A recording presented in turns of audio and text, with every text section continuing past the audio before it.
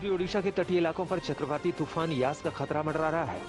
मौसम विभाग ने आज चक्रवात के गंभीर तूफान में तब्दील होने की आशंका जताई है। हवाई अड्डा प्रशासन ने यास चक्रवात तूफान की वजह से खराब हुए मौसम के कारण कोलकाता एयरपोर्ट से सुबह 8:30 बजे से उड़ने वाली उड़ानों को शाम 7:45 तक के लिए स्थगित कर दिया है। चक्रवाती तूफान यास के आज दोपहर पारादीप के दक्षिण में टकराने का अनुमान है। चक्रवाती तूफान अगले 12 घंटे में बेहद तेज होगा।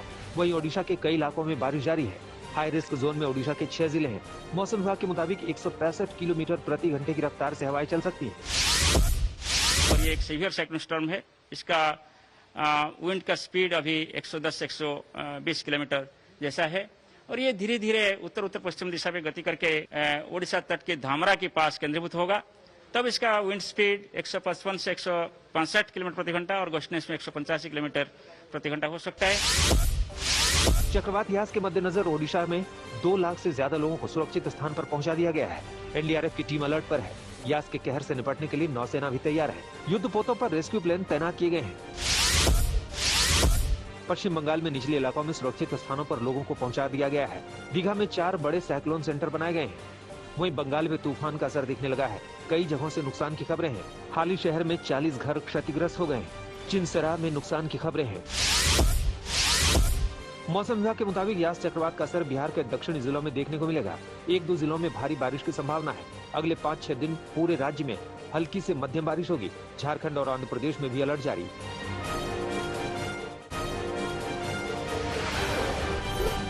देश भर के 297 छात्रों ने सीबीएसई 12वीं बोर्ड की परीक्षा ऑफलाइन कराने के निर्णय को रद्द करने के लिए सीजीआई को पत्र लिखा है। छात्रों ने chief justice of India N V Ramana को लिखे पत्र में पिछले साल की तरह वैकल्पिक मूल्यांकन योजना लागू कराने की मांग की है। छात्रों ने सुप्रीम कोर्ट से स्वतः संज्ञान लेने का आग्रह किया है। छात्रों का कहना है कि उन्होंने अपने पत्र में लिखा है कि ऐसे समय में सीबीएसई बोर्ड की 12वीं की परीक्षा कराना किसी भी तरह से न्यायोचित नहीं है। इससे लाखों छात्रों, टीचर्स, अभिभावक और सहायक स्टाफ की जान, उनकी सेहत और सुरक्षा को लेकर खतरा पैदा हो सकता है। गुजरात सरकार ने निर्णय लिया है कि 1 जुलाई से सीबीएसई की परीक्षाएं होंगी।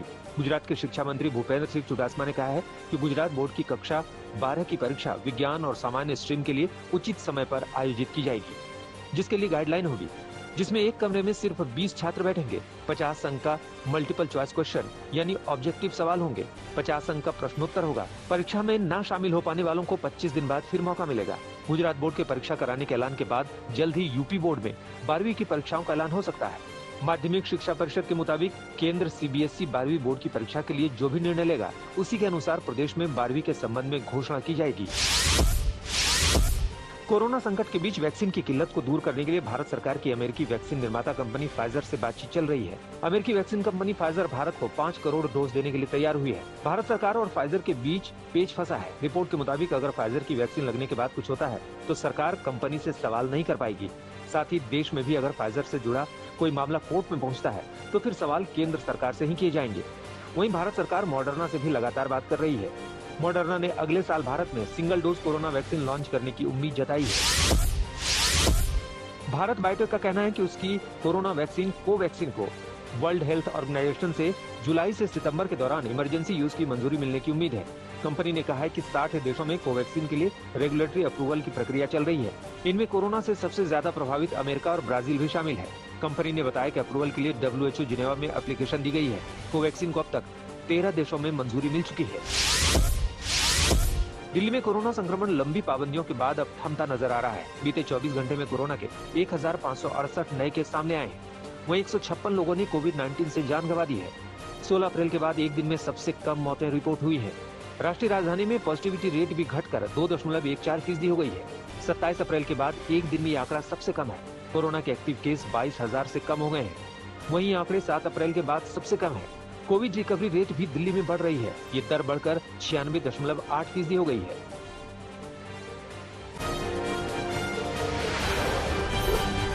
नए कृषि कानूनों को लेकर किसानों का विरोध एक बार फिर तेज होता दिखाई दे रहा है। आज संयुक्त किसान मोर्चा के बैनर तले एक बार फिर किसान दिल्ली की सीमा पर एकत्रित हो रहे हैं। कृषि कानून के 6 महीने होने पर किसान आज काला दिवस मना रहे हैं। हालांकि टिकैत का कहना है कि हालात को देखते हुए ज्यादा आंदोलनकारी इकट्ठा नहीं किए गए हैं। लोगों से घरों में काला झंडा लगाने के लिए कहा गया है। काला झंडा फहरा के विरोध दर्ज करवा कर आगे की रूपरेखा बना देंगे। अगले 6 महीने की और बना देंगे। फिर क्योंकि खुश नहीं है किसान सरकार से।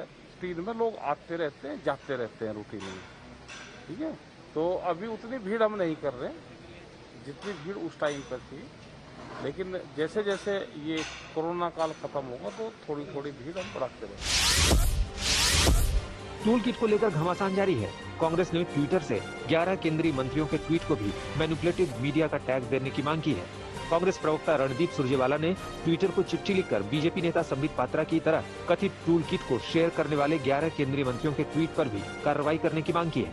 जिन केंद्रीय मंत्रियों के ट्वीट की शिकायत की गई है उनमें गिरिराज सिंह, पीयूष गोयल, स्मृति ईरानी, रविशंकर प्रसाद, प्रहलाद जोशी, धर्मेंद्र प्रधान, रमेश पोखरियाल निशंक, थावरचंद गहलोत, डॉक्टर हर्षवर्धन, मुख्तार अब्बास नकवी, गजेंद्र सिंह शेखावत शामिल हैं। इन्होंने भी वो कथित टूल किट ट्वीट किया था जिस पर बवाल मचा हुआ है। प्रधानमंत्री नरेंद्र मोदी आज बुद्ध पूर्णिमा के अवसर पर बैसाख वैश्विक समारोह को संबोधित करेंगे। ये कार्यक्रम वर्चुअल होगा। पीएम वीडियो कॉन्फ्रेंसिंग के जरिए समारोह में हिस्सा लेंगे।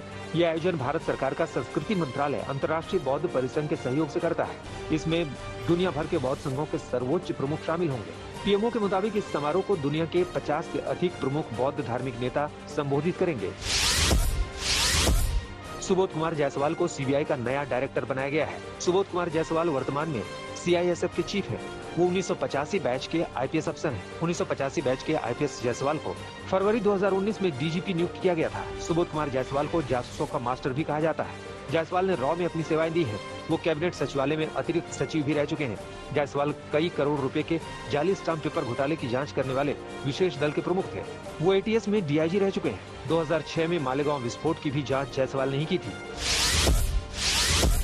दिल्ली पुलिस की क्राइम ब्रांच की टीम सुशील से जुड़े हर मामले की पड़ताल कर रही है। सागर धनखड़ के पोस्टमार्टम से खुलासा हुआ है कि किसी ब्लंट ऑब्जेक्ट से उस पर वार किया गया, क्योंकि शरीर पर 1 से 4 सेंटीमीटर के गहरे जख्म मौजूद थे। ये जख्म इतने गहरे थे कि हड्डियों तक चोट पहुंची थी। छाती और पीठ पर 5 सेंटीमीटर और पीठ पर 15 गुना 4 सेंटीमीटर के जख्म पाए गए। उसका विसरा और ब्लड सैंपल जांच के लिए सीलबंद कर दिया गया है। डॉक्टरों की राय है कि शरीर पर पाए गए सभी चोट के निशान मौत से पहले के हैं। इस केस के बाद रेलवे ने उनको सस्पेंड कर दिया है। वो दिल्ली गवर्नमेंट में डेपुटेशन पर थे, जिसको दिल्ली गवर्नमेंट ने आगे बढ़ाने से इनकार कर दिया। उसके बाद रेलवे ने भी उनके खिलाफ कार्रवाई करते हुए निलंबित कर दिया है। 29 मई को बीसीसीआई की होने वाली विशेष आम बैठक में आईपीएल 14 को दोबारा शुरू करने की तारीख की घोषणा की जा सकती है। आईपीएल का 14वां सीजन 19-20 सितंबर से दोबारा शुरू हो सकता है। बचे हुए 31 मैचों का आयोजन यूएई में होने की संभावना है। अलग अलग देशों में क्रिकेट बोर्ड और आईपीएल की फ्रेंचाइजी के बीच बातचीत जारी है। टूर्नामेंट का फाइनल मुकाबला 10 अक्टूबर को खेला जा सकता है। आईपीएल 14 के बचे हुए 31 मैच 21 दिनों के अंदर खेले जाएंगे। इन 21 दिनों में 10 डबल डेकर, 7 दिन 1 मैच और 4 प्लेऑफ मैच होंगे। बिहार के खगड़िया में दर्दनाक हादसे में एक किशोर की जान चली गई, जबकि 3 बच्चे बुरी तरह घायल हैं। मामला टावना थाना क्षेत्र का है। बताया जा रहा है कि एक पुराने घर में बच्चे घास काट रहे थे, तभी घर भरभरा कर गिर गया। हादसे में 4 बच्चे बुरी तरह घायल हो गए। बच्चों को अस्पताल ले जाया गया, जहां रास्ते में एक किशोर ने दम तोड़ दिया। बिहार के समस्तीपुर में लोगों ने पुलिस पर जमकर पथराव किया और लाठी डंडे से हमला बोल दिया। दरअसल उजियारपुर थाने के पतेली मिडिल स्कूल के प्रांगण में सब्जी का हाट लगा था। पुलिसकर्मी इस बाजार को बंद कराने गए थे, मगर आक्रोशित लोगों ने न सिर्फ बाजार बंद करने से मना कर दिया, बल्कि पुलिस पर हमला बोल दिया। लोगों ने पुलिस पर लाठी डंडे के साथ पत्थर चलाए। पुलिस पर हमले के बाद प्रशासन ने कहा है कि पुलिस पर हमला करने वालों की पहचान की जाएगी और प्राथमिकी दर्ज कर कार्रवाई की जाएगी। बिहार के मुजफ्फरपुर में पुलिस ने भारी मात्रा में अवैध शराब बरामद की है। मामला अहियारपुर थाना क्षेत्र का है। पुलिस को सूचना मिली थी कि ट्रैक्टर के एक तहखाने में भारी मात्रा में अवैध शराब का जखीरा है। पुलिस ने छापेमारी की तो भारी मात्रा में अंग्रेजी शराब मिली। पुलिस ने अवैध शराब के साथ एक शख्स को गिरफ्तार किया है और आगे की कार्रवाई में जुट गई है। उत्तराखंड के उधम सिंह नगर में पुलिस ने नशे के 2 सौदागरों को गिरफ्तार किया है, जिनके पास से 1.5 करोड़ रुपए की स्मैक बरामद हुई है। काशीपुर पुलिस की माने तो दोनों नशे के सौदागर बरेली से अपने धंधे को चलाते थे। पुलिस ने आरोपियों के पास से 300 ग्राम स्मैक बरामद की है। पुलिस के मुताबिक दोनों खुद ही ये स्मैक बेचने उत्तराखंड आए थे। उत्तराखंड पुलिस अब उत्तर प्रदेश पुलिस के साथ मिलकर नशे के इस कारोबार की पड़ताल में जुटी है। उत्तर प्रदेश के शामली में टावर पर चढ़कर एक शख्स ने घंटों तक हाई वोल्टेज ड्रामा किया। जानकारी के मुताबिक टावर पर चढ़े युवक की पत्नी झगड़े के बाद मायके चली गई थी, जिसे बुलाने के लिए यह शख्स टावर पर चढ़ गया। घंटों तक पुलिस और बाकी लोगों के समझाने बुझाने के बाद युवक को टावर से उतारा गया। पुलिस ने टावर पर चढ़े शख्स को हिरासत में ले लिया है।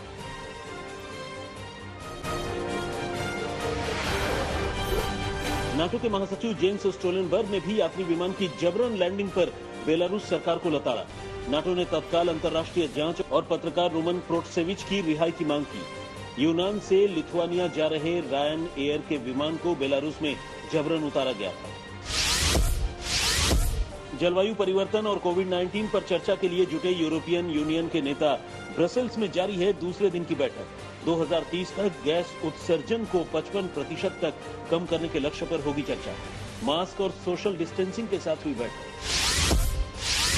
इजरायल और फिलिस्तीन के बीच 11 दिन तक चले संघर्ष विराम के बाद यरूशलेम पहुंचे अमेरिकी विदेश मंत्री Antony Blinken. Israeli PM Benjamin Netanyahu ने इस युद्ध में समर्थन के लिए अमेरिका का जताया आभार। अपने दौरे पर फिलिस्तीन पीएम से भी मिलेंगे अमेरिकी विदेश मंत्री। गाजा शहर में युद्ध विराम के बाद नजर आई बर्बादी और बदहाली। ड्रोन कैमरे से ली गई तस्वीरों में दिखी तबाह सैकड़ों इमारतें। हमले में बर्बाद घरों के बाहर खेलते नजर आए कुछ बच्चे। कुछ जगहों पर दिखे दागे गए रॉकेट के शेल। इजरायल और फिलिस्तीन के बीच हमले में करीब 250 लोगों की हुई मौत। प्रशांत महासागर के द्वीपीय देश सामोआ में नहीं थम रहा राजनीतिक संकट। सामोआ के अटॉर्नी जनरल ने नए प्रधानमंत्री के शपथ ग्रहण को बताया गैरकानूनी और असंवैधानिक। विपक्षी पार्टी की नेता फियामे नाओमी मताफा ने बंद संसद के बाहर समारोह में ली थी प्रधानमंत्री पद की शपथ। मौजूदा प्रधानमंत्री तुइलेफा सेलेले ने खारिज की उनकी दावेदारी।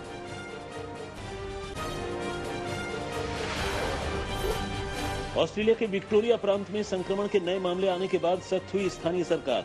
30 मई तक के लिए लगाया गया लॉकडाउन। राज्य में 5 नए मामलों की हुई पहचान। इंडोर सभाओं में भी मास्क लगाना हुआ अनिवार्य। सार्वजनिक सभाओं में केवल 30 लोग हो सकेंगे शामिल। दुनिया में कोरोना संक्रमितों के मामले 16 करोड़ 80 लाख के पार। अब तक 34 लाख 88 हजार से ज्यादा लोगों की गई जान। 14 करोड़ 93 लाख से ज्यादा लोग महामारी से हुए ठीक। लॉस एंजेलिस के पूर्वी रिवरसाइड काउंटी में नहीं बुझ रही जंगल में लगी आग। लगभग 100 एकड़ में फैली जंगल की आग पर काबू पाने की कोशिश तेज। हेलीकॉप्टर्स की मदद से आग बुझाने में जुटे फायर फाइटर्स। प्रभावित इलाकों को खाली कराया गया। जापान में टोक्यो ओलंपिक के विरोध के बीच अंतर्राष्ट्रीय ओलंपिक समिति ने सुरक्षित ओलंपिक कराने का किया दावा। आईओसी चीफ थॉमस बाक ने कहा 70% खिलाड़ियों और अधिकारियों को लग चुका है कोरोना का टीका। WHO प्रमुख ने भी किया खेलों का समर्थन। 25 बार माउंट एवरेस्ट फतह करने वाले नेपाली शेरपा का राजधानी काठमांडू में हुआ जोरदार स्वागत।